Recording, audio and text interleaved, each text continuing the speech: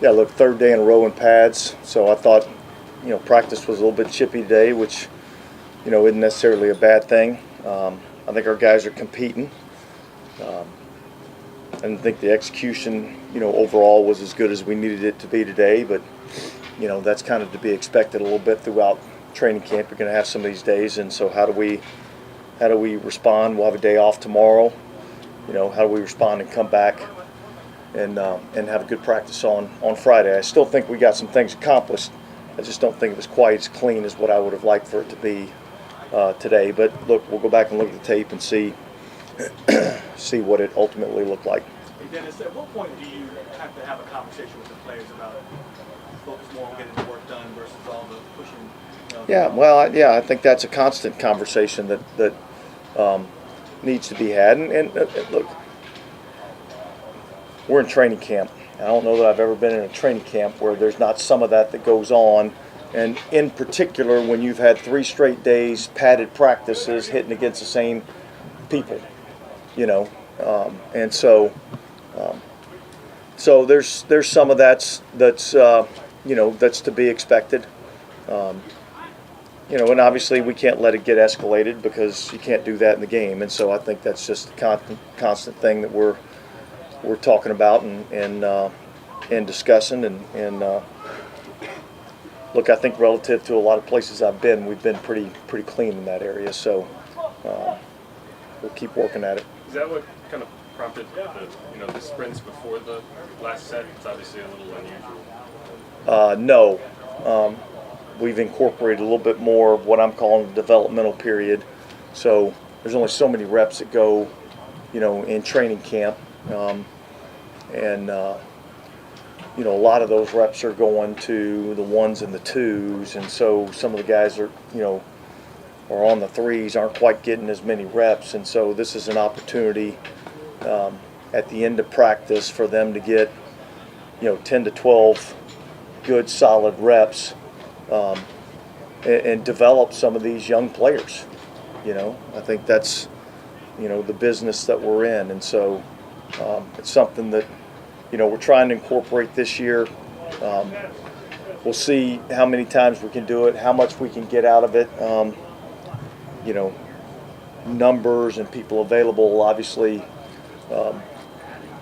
make it, a little bit more difficult at times to be able to do that. But it's an opportunity for some of the, young guys or even some of the veteran guys that aren't, working with the first and second group, a chance for those guys to get a few more reps. Third down work today. What do you think of defensive effort on third down work?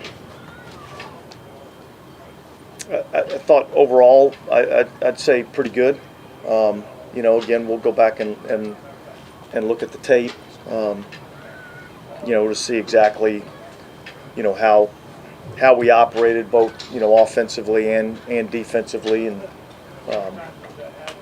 kind of keep score of that just a little bit in terms of did you make the first down or not, and see where we're at. But I thought just on first glance, I thought we did some good things defensively. What does this ramp-up period look like for Chase? It looks like, obviously we got one to be a little cautious with him, and now he's ahead of schedule, I guess. Yeah, well, he's certainly ahead of where we thought he was going to be at this point in time. So I think the ramp up for him is just every day you're going to see a little bit more.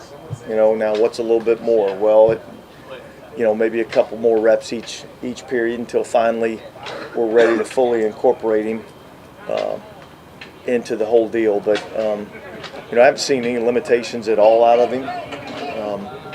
Other than I think, look, he's got a, it's really kind of been a while since he's really been, playing real football. That was all the way back to whatever it was, January, February of, early this year. So just trying to get his football legs up under him a little bit, and I like the progress that he's making. Would you say so far he's been the guy you hoped he would be?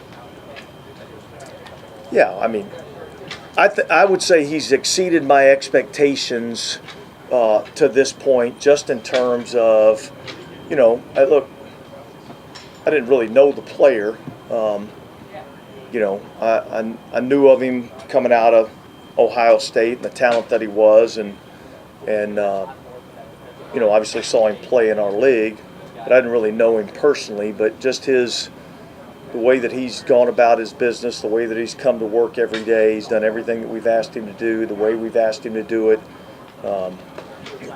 You know, never has there been any sort of kickback on anything, and so, you know, I've been you know, really pleased with that part of it, and I think, you know, as you watch practice, I think you can feel it when he's out there. So yeah, I'd say probably exceeded expectations a little bit. Eric and DeMario not in tune today. Is that just kind of a Veterans Day? Well, part of it, he also pulled up with a little bit of a hamstring on one of those one-on-one drills. So we had two guys, Tommy Hudson and DeMario, that left practice with hamstrings. And Eric was a planned day. Eric McCoy was a planned day. Okay. Is that a change? Because in the past we've talked to him and he said, "Hey, if Eric's out there, I don't want to be out there." So Yeah, I think Eric's just one of those players that he's extremely important to us, and he's had, you know, a history of a little bit of soft tissue injuries, and so I think that's part of just managing that. I think that list is way shorter this year than it's ever been in terms of guys that we need to manage. You know, we're really basically talking about you know, a few guys on defense, some of the older players on defense, and just a couple of guys on offense that we've got some sort of management plan based on either age or injury history. There was no Cedric Wilson or Bobby Eads out there?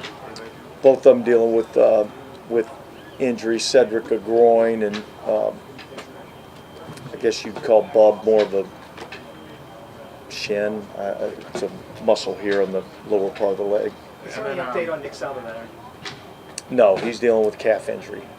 We've seen Juwan kind of just running, ramping up. Is he maybe close to return, or how's he been? Yeah, I'm not getting into any timelines on anybody. I mean, certainly there's a process that goes along with recovery, you know, and when guys get out here and you start seeing them working with the trainers, and they're doing land-based training, then, you know, they're getting, you know, closer to, you know, being able to come out here and start participating in football activities. So exactly how long that takes, you know, it remains to be seen. Yeah, what do you think about your tight end room so far? Especially not having Juwan. Well, look, I mean, obviously not having Juwan makes it look a little bit different, you know. I think Foster's done a good job with the things that we're asking him to do. Holker's a guy that's kind of caught my eye a little bit in terms of, you know, doing some things in the passing game. You know, I think it's an area that we still have to improve on. You know, when you look at the guys that we have out there right now, we've got one guy that's, you know, proven that he's got the ability to play in this league at a certain level, and then we've got a lot of other guys that are trying to prove that they belong, you know, and so I think that's where the process is at the tight end position right now. So you happy with your O-line depth across the board? Yeah, look, I mean, I still think all that still kind of remains to be seen. You know, let's play this thing out throughout training camp and see how everybody develops. See where we're at the end of training camp. If we feel like we've got the, you know, depth that we need. I think from a talent standpoint, I think we've got enough guys on our offensive line that I think we can find a group of guys that, from starters to backups to practice squad players, I think there's a group of guys that, you know, have the talent to be able to play in this league. And yet, if we see somebody that's out there on the street or becomes available that we feel like can help us, we'll look to explore every avenue that we can. Dennis, would you say that Isaiah Foskey has taken a step forward in this camp? Yeah, but I want to see him take a jump. You know what I mean? And so I think that's where we're at. I have seen some improvement out of the player, and yet I think, my vision for him is more than what we've gotten to this point. And I think that's part of the process. You know, that's not to say that I'm not pleased with what I've seen. I just know there's more in there, and we're going to continue to try to work to get, you know, everything out of him that we possibly can. And so, but in terms of at the start of training camp, from where we were, call it even at the end of last season to where he is now, there's been progress, and so I'm hoping that we'll continue to make that progress, and then hopefully as we get into some of these preseason games, you begin to see, you know, some significant, you know, leaps in terms of his production. And yeah, this is kind of off topic, but there was a report today about the NFL experimenting during the preseason with some technology that gets rid of the chain gang. And see anything about that? And what are the I did, pros and and cons, or do you know enough about it? I don't know that I know enough about it to really have much of an opinion. Look, I know this, regardless of how they figure it out, okay, it's 10 yards for a first down, okay, unless there's a penalty. So I kind of know that. So I have a pretty good idea of what the line to gain is, you know. Now how they figure out, did they actually make it or not, that's for somebody else to figure out how to do that. All right? Okay, guys, thanks. Chase, would you say at this point early on it feels good to be where you are? Yeah, definitely, man. I feel good to get out practice with the guys. Yeah, man, it just feels good. Hey, What was that Chase, weight did you like? expect to be cleared this early? I think Dave said you got cleared early, but did you expect to be cleared early? I felt like I was just doing what I had to do to, to speed up my, recovery process. And what I did, it worked, and, just great. What was the weight like just trying to get out there? Yeah, I mean, it was, I started to read more, I felt like. Times where I just couldn't work out or just had to, not be involved with, what the team was doing. Just really had to just bite down and, lock in on just recovering. How do you feel like you've done the reps you've got? I feel like I did pretty good. Still getting the playbook down, getting real comfortable, but yeah. Is there anything different about recovering from this injury from some of your previous ones? Yeah, I mean, this one is just, I just really just had to chill and just let my body do what it do. Chase, you feel completely comfortable out there right now? Or is there ramping back up for you? I mean, I feel comfortable. We still gonna ramp it up. Last thing they worry about is my neck. They just making sure, because I had to sit 2 months that everybody else was working. So just making sure I don't get no soft tissue injuries, nothing like that. That's why we ramping it up. Yeah, Chase, timetable is one thing, but also like what do you miss in those 2 months as far as working out, staying in the shape you used to be in, and everything? Yeah, I mean, That's all been really positive for you coming back, you think? Yeah, I mean, I'm still young, so it didn't hurt me too bad, right? Did a lot of BFR, like BFR twice a day, doing everything I could to keep my body in the best shape. Got in the pool a lot, so I try to do everything possible without lifting and just really running to stay right. If we were talking to you, your first camp with the Saints, and the injury wasn't any part of this equation, it was just about your career, what is it you want to be focusing on most this month to be the best version of yourself? Just be a great teammate. Get the playbook down, do my job. I know both Dennis Allen and Mickey Loomis said they feel like you do have a healthy chip on your shoulder, and they like where they're getting you in your career. I mean, is that a fair way to describe your attitude heading into this season? I'm just going out like I do all the time, be myself, do me, and just be chasing up. But if you made a pass rush around you as well, some of the other guys. Yeah, now we got some dogs. I ain't gonna fake. Big Carl, obviously the OG came. Been learning from him a lot. And just trying to soak up everything that I can from those guys to add to my game, just to make us all, as a whole, real good group. So I What's your think D.A. impression was of saying how Carl? impressed he was with you physically, how imposing you are. What would you say you are physically, I guess, in the process? Maybe if you put a percentage on. I don't really have no percentage, man. I feel good. I feel like it's, I still got another month to the first game. I feel like, I've been in the weight room every day, so still trying to stay on top of, my body. You know, so I think I'll be even better in a month. Did you say earlier you were reading a bit? Yeah, I've been reading a lot more when I was just injured, because sitting in the house, you get tired of watching TV. So I just started reading a little more. What have you been reading? So right now I'm reading something called Do Hard Things. And just so, you know, it's a nice little read. In camp I ain't reading that much, maybe like 10 pages a night, you know, just to calm myself down. But You find that relaxing? yeah, relaxing. Yeah, and you know, got to feed the brain. You know. What is your impression of Carl Granderson so far? Like, what does he do well from your vantage point? First of all, he got a dog mentality. I feel like it has to start there. You know, you gotta have that dog in you to, I feel like, to be great at this game.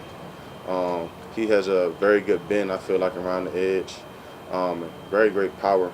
I feel like he has a wide range of moves that he can use in his toolbox. And you know, we always going back and forth about, okay, Carl, what you do right here? And you know, he asked me what I do here. You know, if it's an angle, if it's a step, we always come talk to each other after, you know, maybe a third down rep. And what do you expect us to be saying about you 6 years from now? We'll see. We're gonna see. I noticed you having those conversations with Tali Flog on the other side too. You probably had a few first-round offensive tackles in your career, but what's your impression of him so far? Oh, dog, he gonna be a real great player, real patient, super strong. You know, even when I'm going against him, I gotta mix it up on him, dial it in, because he is just so massive. And you know, a guy who's massive, who's patient and strong. I mean, you can lightweight give them anything, they just sitting on you. So, Can you no, you good. can you tell that he hasn't been a left tackle before? Like, Nah, he's a thing I feel like that makes him different. He's a very smart player. Very smart. I feel like every day he's asking me a piece here or there that he can learn from. Okay, what did you do at the top of your rush right there? Do you always want to go inside? He is always trying to learn and get better for that next rep. And what have you been able to pick up from Cam the last few months? Just Everything, a lot of things about my hand placement a lot, pad level, a lot of things in the run game in terms of staying low when we need to peak and when we don't need to. So I'm going to pick with Cam all camp, helping him get annoyed. and you worked with some, you know, Kerrigan and other pass rushers, but like, does he provide kind of a different perspective for you at all? Like, is this fresh for you? Yeah, Cam, because Cam, he's a guy who can use speed, he can use power, he can go speed to power, he can go power to speed. So it's definitely, I feel like, even like Nick when I was out there, you know, you got a guy who really does it all the time. So those guys I definitely try to study from and pick up from. Is that a balance that you're still learning in your career of when to power, when to speed? Like, yeah, I mean, I feel like we always gonna learn. There's always something, you know, we can learn how to change up on the guy. I feel like that's gonna go even when I'm, you know, God willing, year 12, 13, you know, I'm still gonna be learning. Is that an area though where you maybe made some of the most growth in your career, is deciding the ratio and the timing of which, since you have both in your arsenal? I'll just say, I wouldn't even say the most growth. I'll just say, you know, it's inching every day. Inching every day. Has deciding what weight to play at, was that something you toyed around with earlier in your career and you felt good with in recent years? Yeah, I mean, as long as I feel good, as long as I know I can move, I can bend the edge, I ain't really too tripping. As long as, you know, I don't look fat. That's your key. Right, as long as I don't look fat out there, then I'll be all right. And how unique has it been to play some snaps next to Cam? That's a pretty fun combo, huh? Legendary, you know, getting snaps for the Hall of Famer. You know. But I mean, when he's in there tackling, you two can play off each other. Yeah, nah, getting snaps for the Hall of Famer, shoot, we can dial it up. So that's exciting. Anything else? Awesome. Thank you very much. Thanks, Thanks, Chase. guys. Thanks, Chase. Appreciate it. The room we have is a tight-knit room. It's a close room. Of course, you know, we got a stud at quarterback. I played against this defense twice in my career and last year, and it's a tough, challenging defense. And which only makes you better on offense. So it's kind of fits everything I wanted, and hoping to find a team. Lucas, even just the first team, I think you had 3 different left guards kind of rotating in and out today. What's the difficulty in that? And what is kind of the skill that's needed to just make it work next to a different person every round? It's communication, and JB does a great job when we're doing Indy. We rotate, and I got to know who's next to me.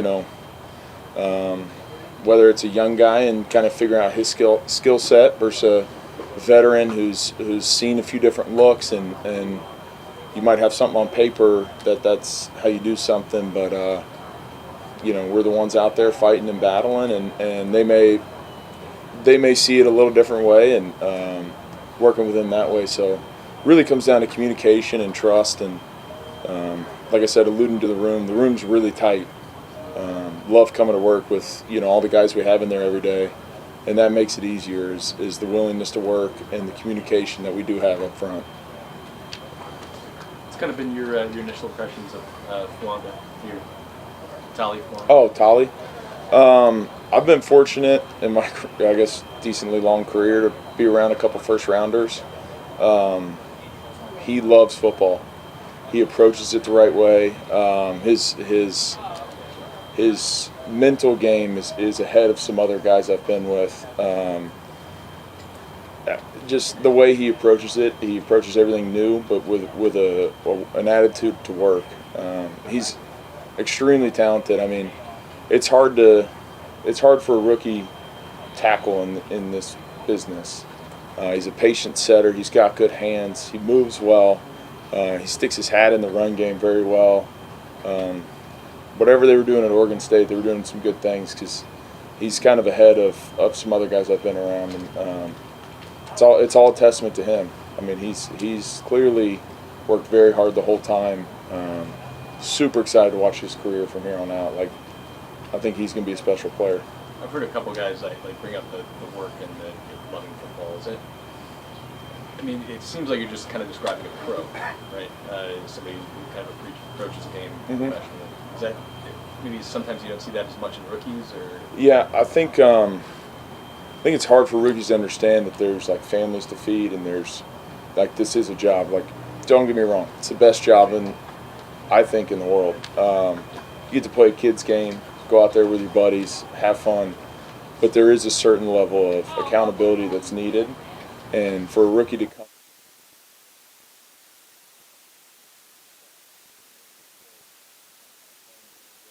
and him have fun with us too, like that's also part of it. But yeah, he's definitely a step ahead as far as being a pro. You just had one last year, right? A rookie first round tackle last year in Chicago, right? I've seen quite a few. Yeah. If you go through the whole career, you could probably pick out a few. But yeah, Tali's doing really well. Can you kind of speak to like how you guys have tried to get the run game and the play action game to kind of work together, and how that process has kind of been unfolding for you all? Yeah, I mean, this being in this offense for a while, it's all about looking the same, feeling the same, getting motions that look like run or getting motions that look like pass, and breaking tendencies. And you really have to commit to the run game, I feel like, when this offense goes. And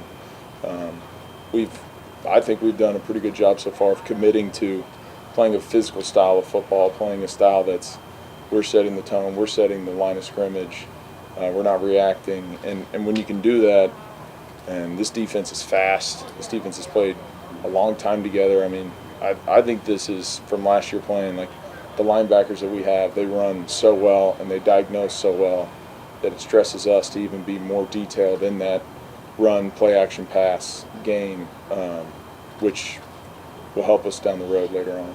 With so many teams around the league running or trying to run this type of offense, does it become less effective over time? And then also, what ways have you kind of seen Clint maybe try and add new wrinkles to it so everyone doesn't know what's going on? I mean, I've seen this offense, in a few NFC Championship games, and I've seen this offense with some MVP quarterbacks. It's a commitment for all 11.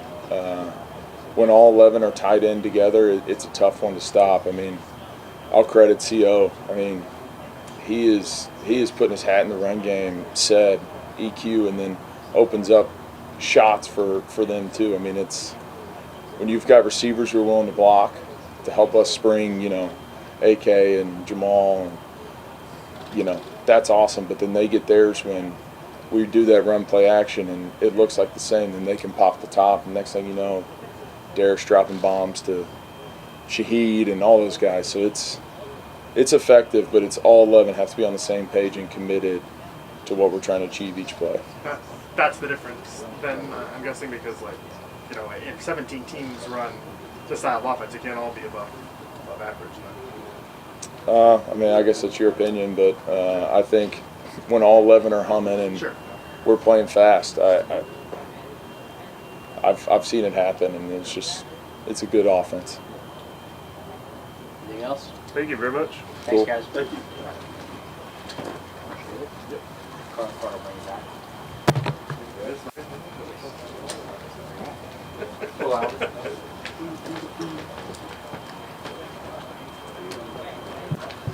Good, Jonathan.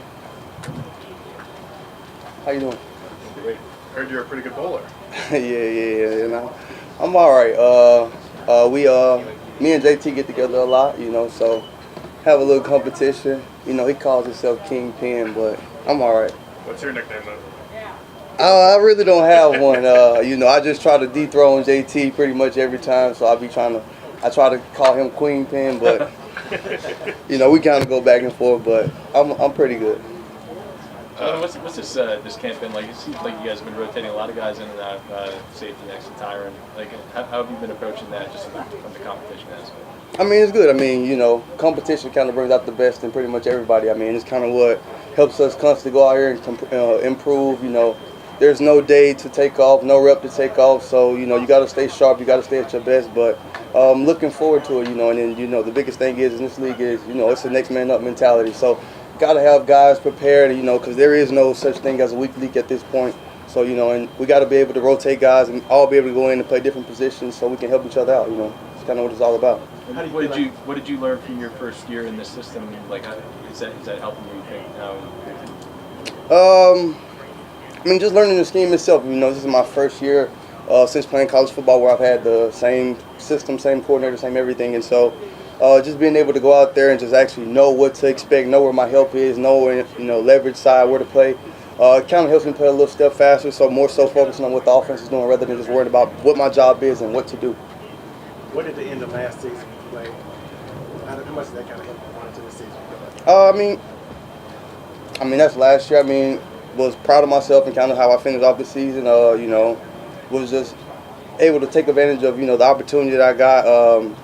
Position coach Marcus Robb, he gave me a lot of great tips. He's a really good coach, and so he just stays on me. He's constantly about what you do now in this league. And so just constantly proving myself every single day, every single rep, putting it out on tape. Just so when I do get those opportunities this year to be able to go out there and kind of just implement the same success. Was there something you felt like you proved in practice that coaches noticed you, or because you got the opportunity at the end of the year that you feel like you had been kind of building work to where they eventually noticed and wanted to give you a shot? I mean, I don't think it's more so. Because I work on something pretty much every day, so just trying to get 1% better at pretty much the small things. As far as my eyes, technique. So it was just a consistent basis of just showing up every single day, being the same guy. And in this league, coaches have to be able to put guys out there they can trust, and can count on. And so just over the course of the year, they just saw that I'm just a guy who does things right, does things how they ask me to do, and so usually when you do that, good things happen. So and it's kind of what's the case. We've seen you guys force a ton of turnovers to start the camp. How much of an emphasis do you guys place on that? And huge. Yeah. Because we talk about running plays, this, that, and the third, but the game is about one thing. It's about the ball. And DA, he preaches it all the time. If turnover takeover ratio is the number one difference maker in this league. If you +3 going into a game, chances of you winning are like 90-something%. So just emphasizing taking the ball away, because it's not something you can go out there and just do on Sundays. It has to be who you are, it has to be your DNA, because one of his famous sayings, it's not about what you play, it's how you play. So our emphasis is taking away the ball, being a nasty, hunting defense, day in and day out, and we're doing it every day at practice.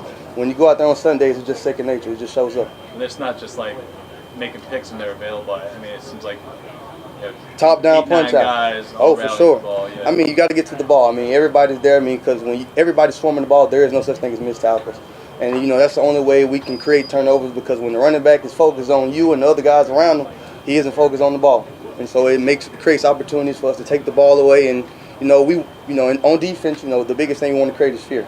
You know, it's the only advantage that we have, because, you know, we don't know where these guys are going. We don't know the plays. You know, they have all the advantage. So our only advantage is fear. So the only way we can do that is by swarming them, attacking the ball, letting them know that there is no plays off.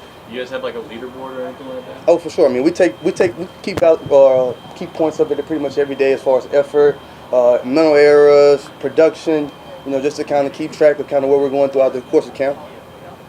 You heard Lucas Patrick talking right before you got up here about, you know, how the offense is designed to make everything look the same, and you guys don't know what you're looking at.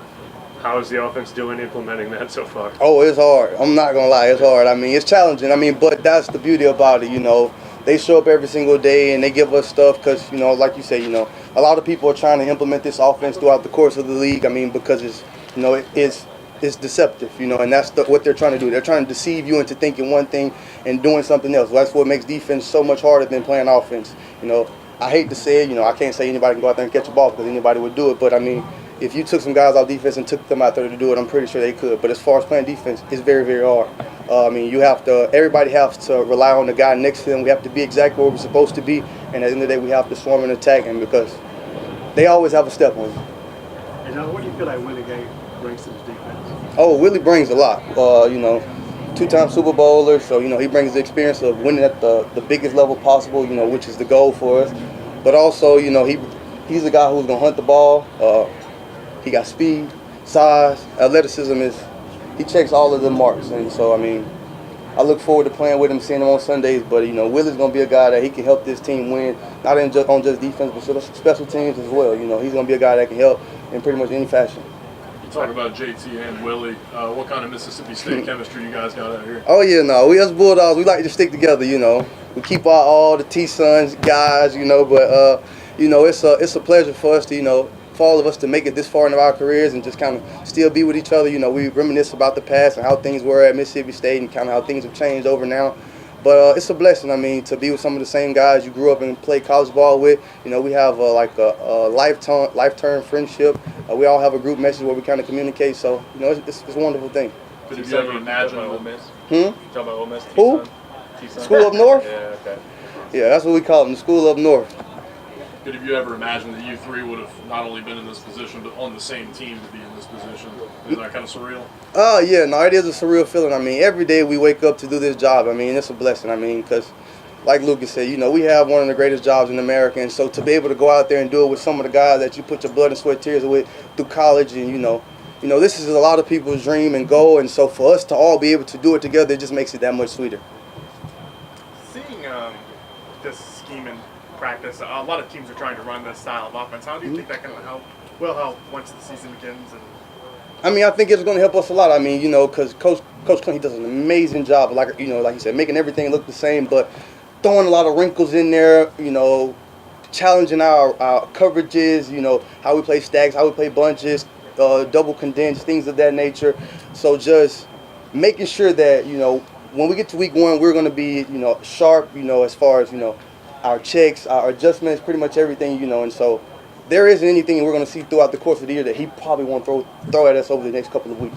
So I think it's going to help us a lot, you know, as far as offensively and defensively. Got to identify Taysom every day like he's the Mike Oh, without a doubt. doubt. Without a doubt. You know, they move Taysom around. They move a lot of guys around, though, you know, and so they use these different types of personnel to get into different looks, into, you know, like 21 personnel to run 12 plays and things of that nature. And so, you know, that's what the deceptive part is, you know, because you have to identify, is he a running back, is he a receiver, is he a tight end? And so, you know, sometimes they can mess with your rules and, you know, how you set the fronts and things of that nature and coverages. And so you have to be on point.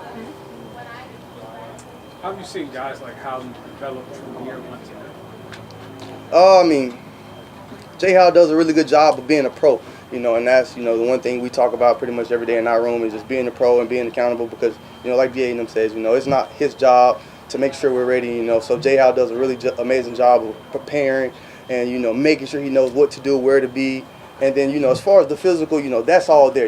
At this point, that's why we all made it to this part of our life. But his development mentally is the biggest step, and what makes me proud just to watch him, how he attacks, watching film, things of that nature. He's going to play in this game a long time. He's going to be a really great player. And Jonathan, was Tyron a guy you kind of idolized? Oh, without a doubt. I mean, come on, like we talk about it all the time. I have to give him his flowers. He's like, he's going to be a first ballot Hall of Fame guy. It's like, when he was in college, when I was in high school, I'm putting on his tape, watching the Honey Badger. Everybody wanted to be the Honey Badger. And so to be able to play next to him, it's a surreal feeling, Just to be able to come out here and work with him every single day. I mean, you have to attack practice because it's like, man, I'm next to the Honey Badger. Thank you very Thank much. you. Appreciate it.